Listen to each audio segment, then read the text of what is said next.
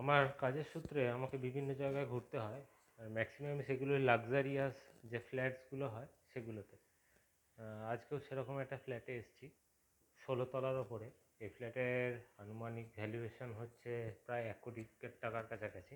আমি এখন রয়েছি 16 তলার মাথায়, নিউ টাউনে। এটা 16th ফ্লোর। 16th ফ্লোর মানে কত, 16 তলা না, 17 তলা। ওকে, 17 তলায় এসেছি। তো আমি এখন ব্যালকনিতে এসেছি, বাইরের ভিউজটা একটা পুকুর ছিল, যে পুকুরটার জল শুকিয়ে গেছে। আর এই যে সামনের ফ্ল্যাটগুলো এরকম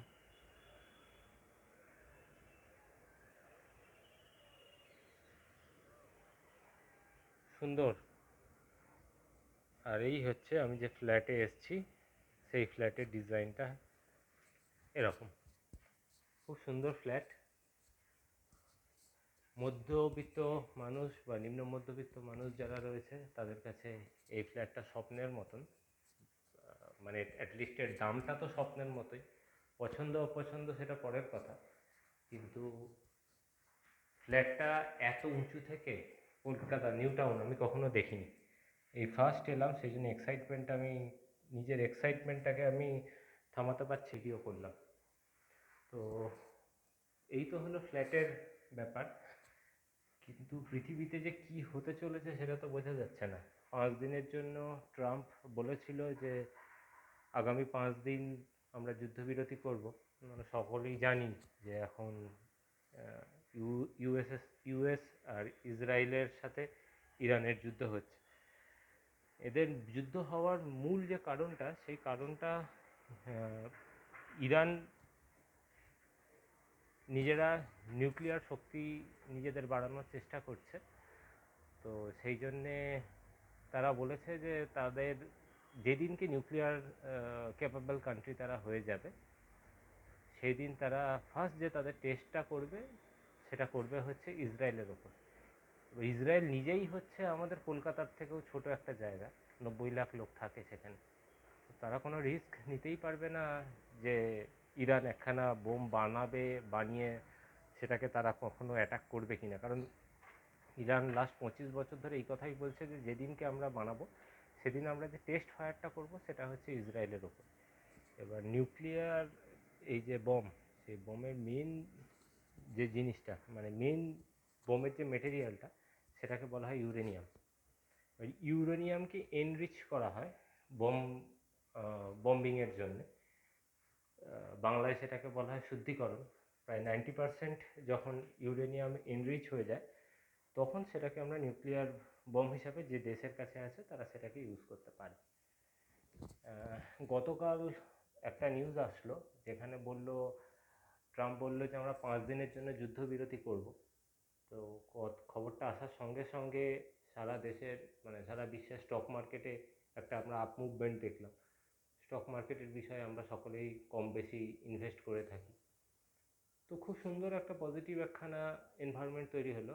কিন্তু কি হলো, আজকে সকালবেলা ট্রাম্প, মানে ইউএস আর্মি, ইরানের যে অয়েল রিজার্ভায়ার আছে, মানে ইরানের যেখানে আর কি ক্রুড অয়েল তারা পিউরিফাই করে, সেরকম একটা সেন্টারে বোম মারল। ইরানও তো চুপ করে থাকার লোক নয়। ইরান কি করলো, আজকে ইউএই বাহরিন এই দুটো জায়গায় অ্যামাজনের যে ডেটা সেন্টার, অ্যামাজন মানে হচ্ছে অ্যামাজন, আমরা যে মালপত্র কিনি, অ্যামাজন.com, তার যে ডেটা সেন্টার আছে সেখানে বোম মারল। ফলত অ্যামাজনের বিজনেস আজকের জন্যে, আজকের ডেটের কথা আমি বলছি, অ্যামাজনের বিজনেস যে সাইটগুলো এবং বিশেষ করে যে ট্রানজ্যাকশানের যে সাইটটা, সেটা পুরো ধসে গেল। এবং অ্যামাজন বিবৃতি দিয়ে জানিয়েছে যে এটা আবার ঠিক করতে বা পুনরুদ্ধার করতে তাদের বেশ কিছুটা সময় লাগবে। তো যুদ্ধটা তো থামার নাম নেই, উল্টে যুদ্ধটা আরও বাড়ছে এবং যুদ্ধ আরও ইন্টেন্সিফাই হচ্ছে। আমেরিকা নতুন করে আরও 50,000 মেরিন, তাদের যে সোলজার, তাদেরকে আরও নিয়ে আসছে মধ্যপ্রাচ্যে। আমেরিকার এই আগ্রাসী নীতি দেখে চায়না কি আর চুপ করে থাকবে?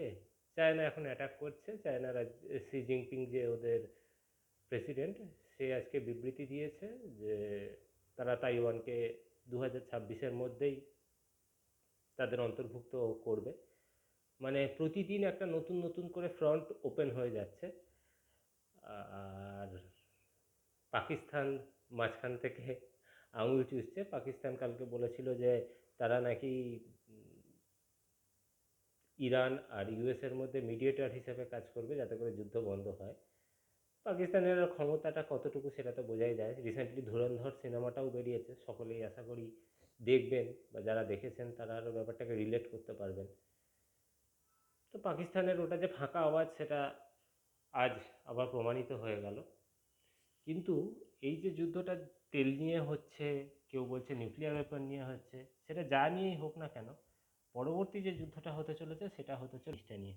এই যে নিচে দেখছেন জল, এই জল, যে জল আমরা শুদ্ধ মাটি থেকে যে জল বার করা হয়, সেই জলটা আমরা বাথরুম পায়খানাতে ফ্ল্যাশ করি, সেই পরিশুদ্ধ জলের অভাব পৃথিবীতে আঁকড়ে ধরছে।